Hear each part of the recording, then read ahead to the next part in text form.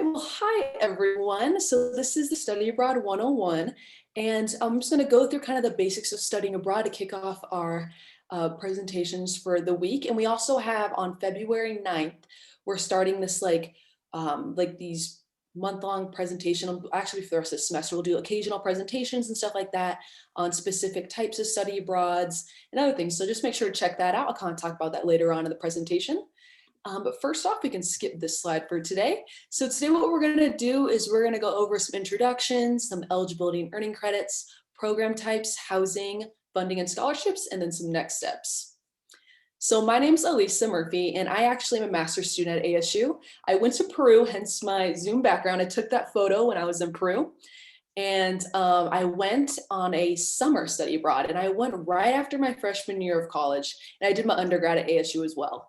So I'm a journalism student for undergrad and for my graduate school, but I went on a study abroad that was actually through the College of Nursing. So you can actually go on study abroad programs that aren't for your major. You can go for like electives and stuff like that. I'll touch on that later on, but that's what I did. And so I ended up knocking out some credits I needed to graduate as well. So ended up working out. And mine was about 4 weeks long. And we flew into Lima, and then I stayed for about a week in Lima. And then we went to Cusco, Peru. And then from there, we did like a day trip to Machu Picchu. And then, so it was kind of like I was there for about 3 weeks. I lived with a host family in Peru when I was in Cusco.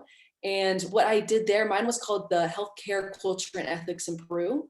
And some cool things that we did when we were there is, since it was a nursing, community health, public health study abroad, we did a lot of like hands-on community service work and just work to help the community with their public health. And so one of the things in this really rural part of Peru called Umbasbamba, it was about an hour outside of Cusco. So we would hop on a bus every morning and drive out about an hour to this really rural part called Umbasbamba, Peru. And we would help that community with whatever they needed for like healthcare and stuff. And so what we did was we built chimneys to help prevent respiratory problems, because in that part of Peru, they didn't have chimneys in their houses. So they would cook over open flames, and they would have all the smoke in their house, and they would inhale it and get bad like bronchitis and stuff like that. So that was one of the things that we did as like a public health aspect. We also, on that middle photo I took on the slide, that's of the other nursing students who went with me. I was the only non-healthcare like nursing student who went, but they were all like in nursing students. So they explained all the healthcare stuff to the people at Umbasbamba. So that's a picture of that. And then also it was the first time Peru had been in the World Cup in over like 34 years. So we all went crazy and got all the Peruvian, World Cup jerseys and cheered on the Peruvian team. And then the top photo that I took is us just exploring the markets of Peru. And then the bottom photo is actually us at Machu Picchu. And that's all my friends that I met on the study abroad who were in my class. So this is what we usually do when it's a smaller group. So you don't have to, but if you want to, you can put it in the chat, like what's your major, have you been abroad before, kind of stuff, if you want to study and when you want to study. So feel free, but no worries if you don't want to. So first off, we're going to talk about COVID, because obviously that's like the biggest question right now. So as of right now, we have our fall 2021 programs running and the summer. And so we have those programs going right now. So feel free to kind of start looking at them and apply. The deadline for summer and spring is coming up, though. It's March 1st. So if you're interested in more of like spring 2022, that deadline isn't until the fall. So you have more time to prepare for that. And so I just want to let you know that we do have a health and safety team at the study abroad office. And so they'll help, we'll evaluate each country and see how, the COVID is doing in each country and kind of evaluate it from there. So we have a health and safety team here at the study abroad office that's, evaluating it all. So so I just want to let you know that that's the case for COVID regarding the study abroad office. And then also, if you want to kind of dive into more questions about COVID, we have frequently asked questions specifically about it on our website. So feel free to kind of look at that and just read through all the different things that we get a lot of questions about it. So we kind of put it on there just to make it easy for everyone to see answers to the questions. So getting to more of like the study abroad eligibility stuff. So you need to have a 2.0 GPA or higher. You need to be a degree seeking student, meaning you have a major picked out. You need to be in good standing with ASU Code of Conduct. And then other requirements vary by program. So some courses you might need prereq courses. So like for mine, my prereq was like being at least passing in freshman English. And so you had to do that, and then you had to apply to the program. And then, so that's how mine works. So there was a prereq. Some have more advanced prereqs. So just make sure you check out the prereqs for each course. I'll walk you through the website after this to kind of show you how to find that kind of stuff. And then also foreign language proficiency may be required sometimes. And then also specific students only. So sometimes it might be like junior year standing or above or major specific, but it'll all be listed on this thing called the program brochure, which I'll show you on the website after this. So we're going to talk about some diversity abroad. So essentially what this slide is talking about is if you fall under any of these categories and any of these bullet points, let us know, reach out to us, because if you're like an Obama scholar, let us know, because that will be applied towards your study abroad for a semester. And then if you're like a graduate student, student athlete, or any of these bullet points, just let us know and we can send the resources and, help you out and make it the easiest way possible to study abroad. Because with like student athletes, we have to work with, the coaches and kind of find the best time for them to study abroad. But yeah, so just let us know, reach out to us. And at the end, I'll show you our email so you can do that as well. So earning credits abroad. So visit our study abroad by major or search area of study. And so that'll be on our front page. And then also, like I was kind of mentioning earlier, don't limit yourself. You can always earn credit for a minor, certificate, gen eds, or electives. So you can really go for whatever you'd like to go. And then also courses taken abroad count as ASU credit. So whatever you take abroad, you will be getting back as ASU credit. And then also you'll remain an ASU student and you'll maintain honor status if you are a Barrett student. And then I'll answer the questions towards the end of this presentation. So feel free to fill the chat with some questions, and then afterwards I'll go through them for sure. So the really cool part at ASU is that we have over 300 programs in more than 65 different countries, ranging from 1 week to 1 year. So you can pretty much go whenever you like, and we go to every single continent, so even Antarctica. So we go to pretty much everywhere. And we have the deadlines. September 25th is for winter break, pre-spring, and spring semester programs. I'll touch on what pre-spring and the post-spring means. That's a different style of study abroad that we offer. And then November 15th, that's spring break and post-spring programs. And then March 1st is summer, pre-fall, and fall semester programs. So first up, we're going to talk about faculty directed. So that's a style of study abroad I went on. And so how it works is it usually ranges from 2 to 8 weeks, and it occurs during the summer, and it's led by ASU faculty. So you'll actually have ASU professors go with you on a study abroad, and they'll teach you there in that country. And you'll be in class with ASU students. So as you saw that photo of me at Machu Picchu, those were all ASU students who went. And so you'll notice on all the slides that you'll receive ASU course credit for the study abroads that you go on. And then also, you also notice that all the slides will say internship and research opportunities may be available. So if that's something you're interested in, just let us know. And then program fee, it covers tuition, housing, and various other program costs. And what it means by various other program costs, that means like costs for excursions. So on my study abroad, what was included in that various other program cost program fee was like the ticket into Machu Picchu, the train ride to get from Cusco to Machu Picchu, and then just some like other excursions that we did when we were there. So that's what that means. And then tuition was included as well. So next up is global intensive experiences. So this one is a little different from all our different study abroads. And so I'll break it down as easy as I can for you. And so how this works, it's a 7 to 12 day study abroad over session breaks. And it's led by ASU faculty, and you'll be in class with ASU students. So essentially ASU faculty go with you, and then you'll have your classmates will be ASU students. And then it'll be most often connected to an ASU semester course. And so essentially, to easily explain it, is for like a post-spring GIE, we call them GIEs for short. And so how that works is you'll take the class here at ASU for the spring semester. Right after the spring semester is over, you'll go on that 7 to 12 day study abroad. So you can kind of think of it as like a field trip where you're learning, the stuff in class, and then you go into the real world and, experience it and do a study abroad portion. And if you see things like pre-spring, that means you go do your 7 to 12 day study abroad right before the spring semester. And then right when this, it'll be up till the spring semester starts, and then you'll come back to ASU for the spring semester, and then you'll take the rest of the class at ASU.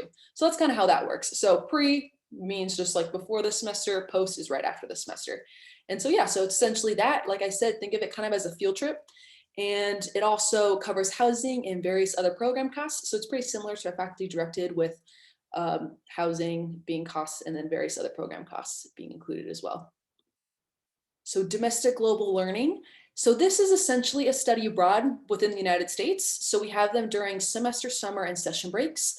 And so the program fees are included on the website as well, so you can check those out. And so essentially, I've had two friends who've gone on them. I've had one friend who went to LA she's a film student, and she went to LA for a boot camp. So it was through Study Abroad office that she did that. So it's just like I said, essentially study abroad within the United States. So the next two slides are going to be they're most common for semester long. So if you're interested in a semester, definitely listen up. So we have the partnership programs, which occur during the summer session A and B sessions, and then we have semester and year long. So why they're called partnership programs is because we have a partner organization in that other country. So we have on-site staff available to support students because we have that partnership organization that ASU partners with. And so their on-site staff over there at, let's say, the University of my friend did one to Alicante, Spain. So she had, the partnership program she went to Alicante, Spain with, there was on-site staff there for her. And so also you'll take classes with local, international, or United States students. And then foreign language proficiency is usually not required. A lot of the classes are taught in English. And then also for program fee, it usually covers tuition, housing, health insurance, and some excursions. And some other things about the partnership program is that with the partnership fee, they'll help you with obtaining your visa, they'll help you with picking housing. This partnership organization will also help you with like planning excursions. They'll plan excursions for you. And so you can kind of pick and choose from which ones you want to go on. So it's kind of like with this other organization just helps organize a trip a little bit more for you. They'll, like I said, helping with planning your housing and trips and, excursions. And so next up is exchanges. So those occur during the summer, semester, and year long. And for exchanges, I kind of just usually explain it like thinking about coming to ASU. When you come to ASU, you're in charge of what you do on the weekends. You're in charge of picking your own housing. So kind of think about it that way. With an exchange, you'll go to that university in whatever part of the world you want to go to, and you're in charge of picking your housing. You're going to be essentially a student at that university. And you'll be in charge of doing what you want to do on the weekends, planning excursions and stuff like that. So that's why we always say it's like the best culturally immersive option. If you want to go, I've had some friends go on exchanges too, and they really liked it. So it really just depends if you're debating between exchanges and partnerships. It just kind of depends on which one fits your goals and comfort level more. And so you can take classes with local faculty and students, and foreign language proficiency may be required. And then also, like I was kind of touching on earlier, you'll be in charge of arranging your own housing, obtaining your visa, and then planning your excursions. And then with exchanges, you'll pay ASU tuitions. Whatever you pay to go to ASU is what you'll pay to go on an exchange program. So some people have like full rides to ASU. So essentially that will all be covered for their exchange program. So that's kind of the difference between those two. So now I'm going to talk more about housing and kind of living abroad. So I just want to let you know to set realistic expectations for standard of livings overseas, because like living where I lived in the really rural part of Bamba is going to be different than, living in an apartment in downtown London. So just, have those realistic expectations of what that, country's like and the place you're staying at. It's not going to be the same for all around the world. So just want to point that out to you. And then also housing options vary by program. So sometimes, usually for the longer programs, so like if you go for a semester or a year or even a summer, we'll do homestays. And so like for me, I did a homestay. I was with a home mother. I was just with a mom, and it was me and then two other ASU students. So we stayed with a homestay for 3 weeks. But if you're going for a semester or year long, typically you'll choose between homestays, apartments, and residential halls. Residential halls are the dorms for the campus that you'll be on. And then for the shorter programs, so like the GIEs, those like 7 to 12 day study abroads, those are going to be more hostels and hotels just because you're there for a shorter amount of time. And like I said, the program brochure has all this on it, and I'll walk you through it after to kind of point you out to how to find all these things. So next up is going to be talking about scholarships, because this is obviously like a huge question that we always get. So I want to point out, just to make sure you attend the Financing Your Study Abroad workshop. We go over, just more into finance stuff, whereas this slide, I'll just kind of touch a little bit on it, but the Financing Your Study Abroad workshops goes more into depth on it. But make sure to check out our website for the Study Abroad office. We actually have our own scholarships that we give away. And so we have scholarships and grants. So you can check out, we have like diversity scholarship, we have the planning scholarship, which is first generation college students, we have travel grants. So just apply and see, look and see if you fit any of that criteria and apply for as many as you can. And then college and department. So what that means is see if your individual college that you go through. So like mine is the Walter Cronkite School of Journalism, or there's like WP Carey, all the different colleges within ASU. Check and see if they offer scholarships for students. Like if you're a WP Carey student, see if they offer any business scholarships for studying abroad. So just look and check and see if your college does, because some do. And then also if you have a national scholarship, so if like you're Gilman or any of the rest of those can apply to studying abroad, or just even make sure you start in applying for them, because one of my friends got got the Gilman, and it's the one of them he got was about $4,000. So just definitely start looking into these and see if you fit under and the criteria to be able to apply for them. And definitely start checking the deadlines, because you don't want to miss the deadlines for those. And then also financial aid may be available. So if you have financial aid from ASU, let's say you have like the Dean's Presidential Provost Scholarship, let us know, because those will be counted towards semester long partnership or exchange programs. So just, keep in mind, if you have any financial aid at all from anywhere, just let us know and we could see which ones it fits under. And then also just feel free to start doing crowdsourced and community-based funding. I've had some friends do GoFundMe and stuff like that. So these are just some tips I want to give to you guys, but definitely make sure you start looking at the deadlines for any of those scholarships so you don't miss them. So we're getting close to the end, so we'll start looking at the chat in a few slides, but I'm going to talk about this for a sec. So we do have all the social media. So we have Instagram, where we post stuff about students studying abroad and kind of just seeing from their lens what it's like, and we'll post some of those. And then also we have YouTube, which has all the students who have studied abroad, a whole bunch of them who have posted like videos of them abroad. And then we have the sundevilsabroad.wordpress.com, which is a blog a bunch of students have posted on, just kind of talking about what it's like studying abroad, because it's different, like thinking of studying abroad, but then when you actually go on it, it's a whole different thing. So they like to talk about it and kind of share their experience of what it's like, especially, living with, let's say, a host family when it's not your first language and stuff like that. So we have things like that the students have posted on there. So some upcoming events. So you guys have been to the Study Abroad 101. You could always go to another one if you want. We have one tomorrow. We also have Financing Your Study Abroad, which I was kind of talking about earlier. So that's every other Thursday at 3 p.m. on Zoom. And then the Journey Begins workshop series. And then we also have coming up, I was kind of talking about this earlier, the Study Abroad Fest. So that's just a whole bunch of different study abroad presentations we'll be giving. So definitely check that out. It launches November 9th. All the information is on our website. So you can kind of just look at that from time to time. But this is the last slide. And so right here is a QR code. So feel free to scan that with your phone. And so what this will bring you to is a Google form, and it'll ask you your major and different stuff, like when you want to study abroad, if you want to like spring 2022, what's like country you want to go to or something like that. Feel free to fill it out, make it as specific as you want, and it'll send it to us, and we'll go through it personally and fill out, we'll send you back emails with like links and, to different programs we suggest to you. We'll send you a checklist of the deadlines and kind of to keep you on track to make sure you get everything turned in. So feel free to fill that out. You can make it as specific or as general as you want. But yeah, I highly recommend that, because we'll send you, checklists, and I think it'll be really helpful. So next, I suggest getting advice from a peer advisor. Peer advisors are all students who study abroad. They work for the Study Abroad office, and you could sit down with them and just kind of talk about anything from applications to, what to pack or anything like that. They can answer a bunch of different questions.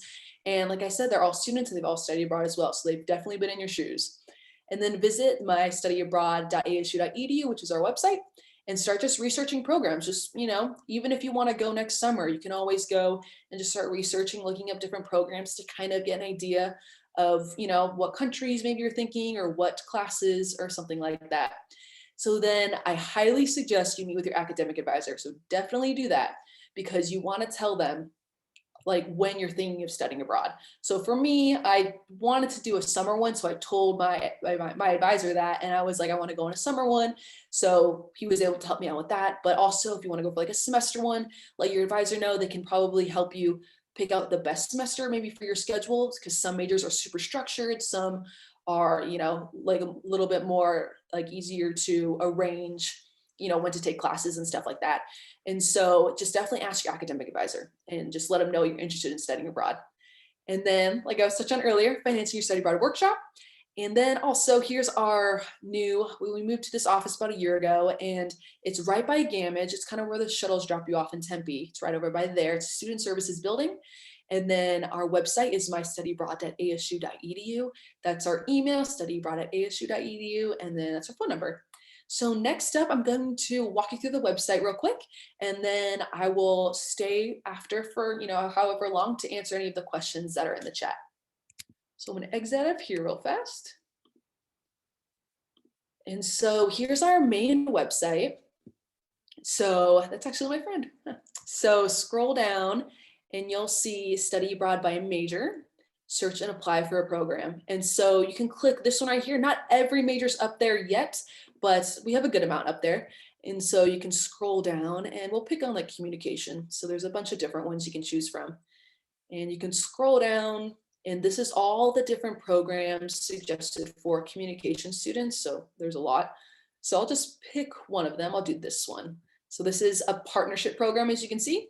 This one's academic year, fall, spring, and it goes to Ireland. This one is faculty directed, so you can see before you click on it, and it kind of will tell you like the unique features of it. So I'll just click on this.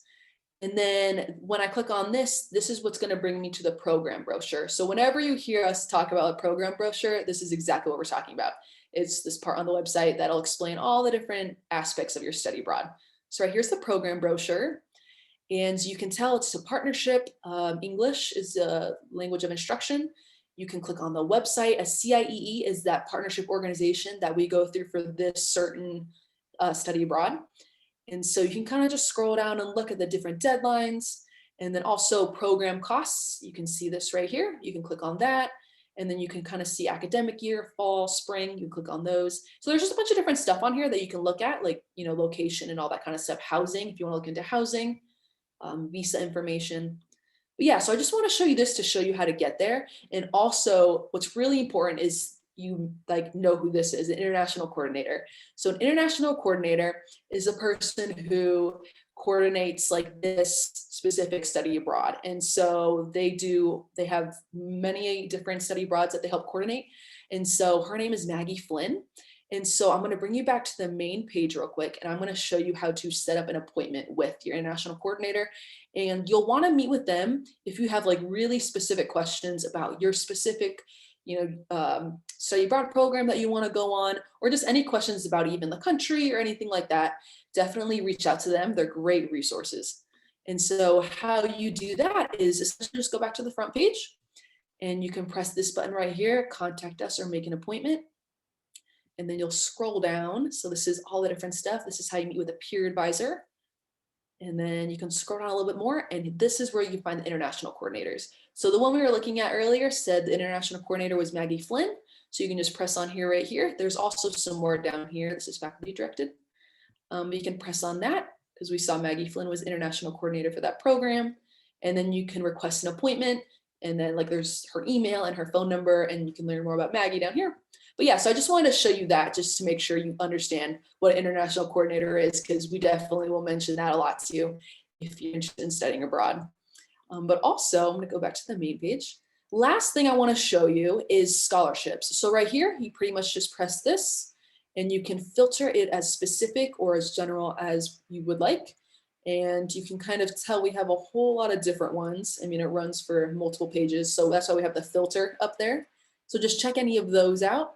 And then also for upcoming events, they're right here. So feel free to just kind of check in if you are interested in learning more about studying abroad. We have all these different activities coming up. So definitely, check out any of these. If you want to learn more about studying abroad, like for instance, we have a specific webinar just for ASU online students, or any of these, debunking the myths of studying abroad. So any of that kind of stuff. So I'll bring it back to the presentation.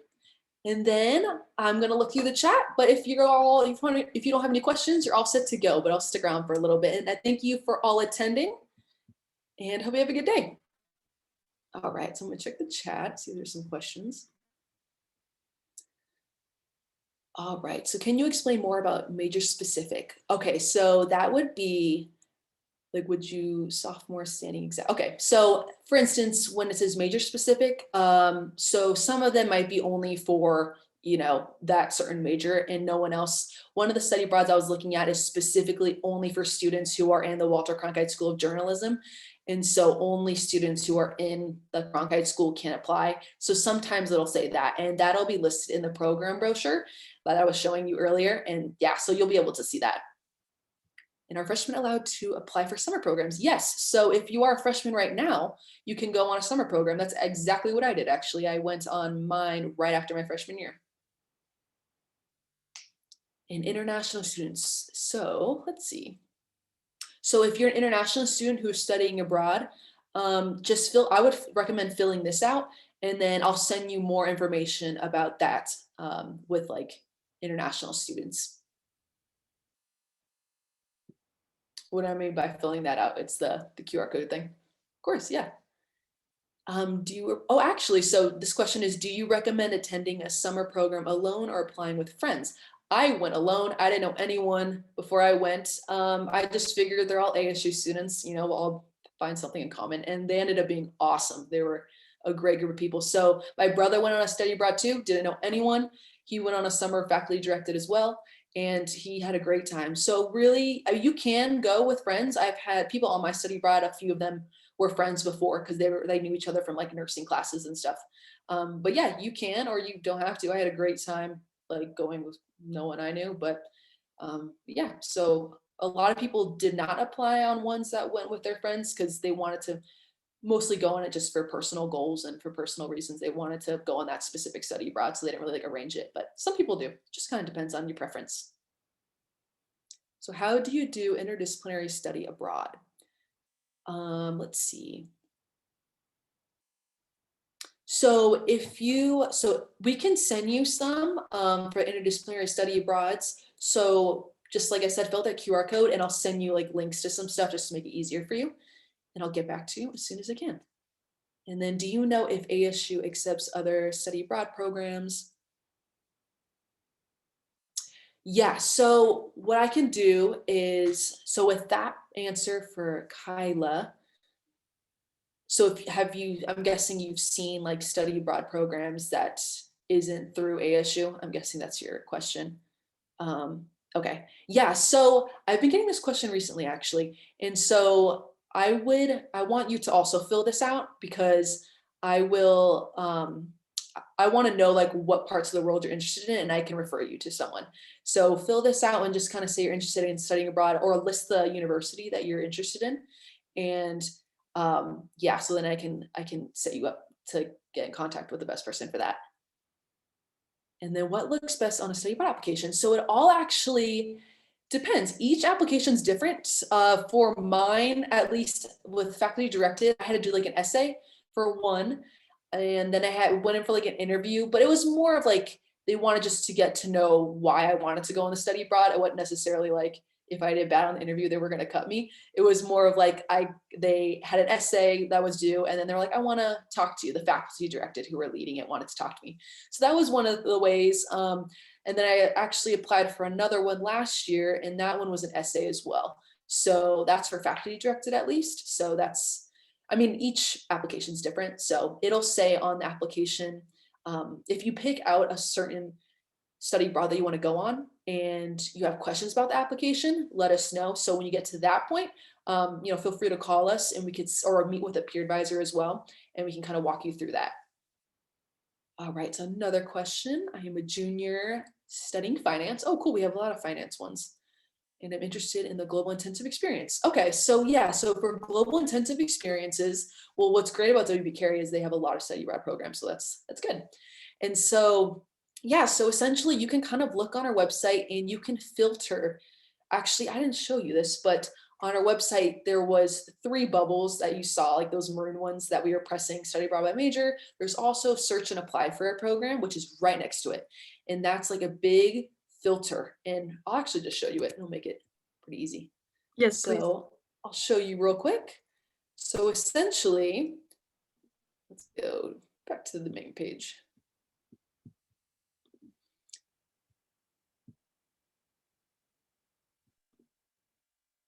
All right, it says I'm muted. Okay, but not anymore. Okay, so right here, search and apply for a program. And so you can search specifically like GIEs. So you can do like this and just press GIE and then do like finance and you can Okay. find GIEs. But I can explain more about what GIEs are real quick. Yeah, And what are so, GIEs? Because I'm confused on like, so because I am a junior, does mhm. this mean that I'm taking classes that I'm already taking in my major map somewhere else? Or is it I'm adding more classes to So my you'll be, you can see actually for GIEs, you can see what classes are that GIE will count towards. So like for instance, you can check? like for my faculty directed one, it's pretty similar to a JE because you have ASU faculty go with you. So with Yeah. mine was like healthcare 365 or whatever it was, like 364, the class I was taking. So it'll be like a class assigned that you'll be taking. So you'll Oh, sign up for a class and then you'll or know like what credit you're getting for that. is it just one class or is it multiple? It's usually, I believe, just one, like a 3 Oh, credit, and then you'll do the 3 credit. Yeah, so you'll do the class at ASU, you'll do the 3 credit class, and then you'll continue that class on the study abroad. So like you'll do the semester of it, and then right after the semester's over, you'll go on that 7 to 12 day study abroad, like field trip kind of thing. And then that is also the class as well. And then once that's over, then the class is over. So oh, that's essentially how that kind of works. that makes sense. And in regard to internships, would that be a question more for like an advisor? Depends on the program. Yeah, we have internships through the study abroad office, and with it being WP Carey, I'm sure that they have some. So you can even search, kind of like I was showing you on that website with that big filter box thing. You can even search like internships there too, or you can even ask your advisor if I'm sure they might know of some people who have studied abroad because we have a lot of business students who study abroad. Mhm. So you can even ask if there's like a common internship that a lot of people go on abroad if you'd like to, or you can look on our website as well too for any internships that are or business abroad as well. And would it be the full week long, say for the GIE, or is it longer than that? So For an internship can actually be like a summer semester, like we have some that run long. So yeah, so you can do that as well too. So it really just kind of depends on your personal preference and stuff like that. So of thank you. course, yeah. And then I see another question. Are you allowed to study abroad during your last semester as a senior? Yeah, you totally can. I have some people who are actually interested in doing that next year. So that's definitely an option. And then are there any programs for architecture? I'm sure there are. Let's see. Since we have over 300, I feel like we probably do.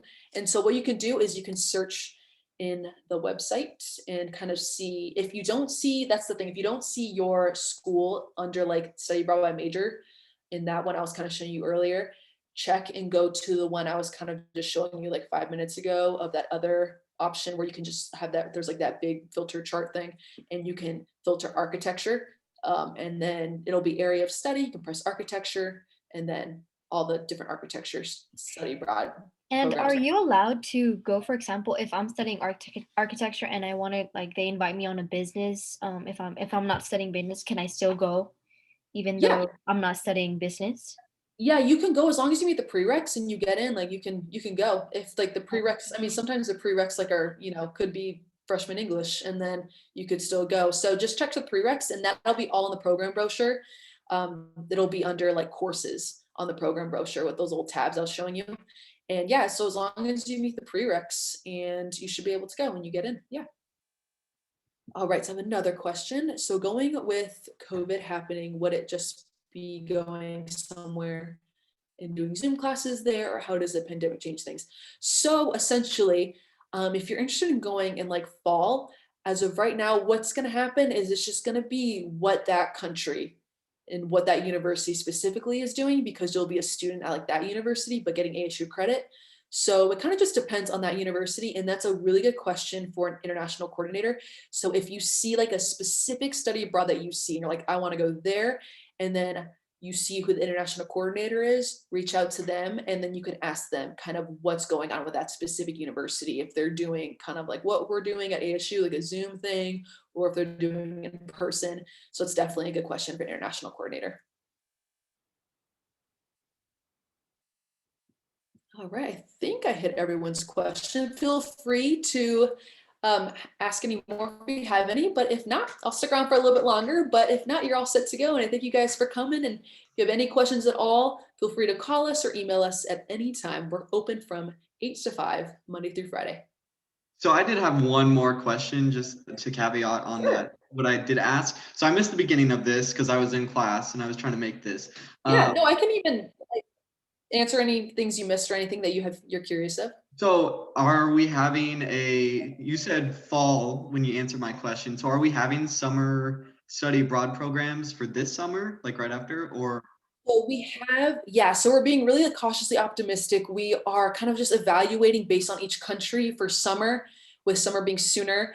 As of right now, we're planning on them running, but so with that, like summer is a little bit more up in the air, but if yours ends up getting canceled, you'll get your money back. You just have to pay like a $50 non-refundable application fee for any time you apply. Okay. And so with that, you won't get that back, but like you'll get money back for your study abroad. So they're just playing it by ear as of right now. Yeah, with the summer, yeah, but fall essentially, like if well, that's because summer is more faculty directed. So that's another reason is because we have a lot of ASU faculty members leading them. So it's like a lot more through like the University of ASU. So yeah, so it's a little more up in the air, but I'm applying for one this summer, so we'll see. But yeah, so that's kind of how summer's going right now. Awesome. Thank you so much. Of course, yeah.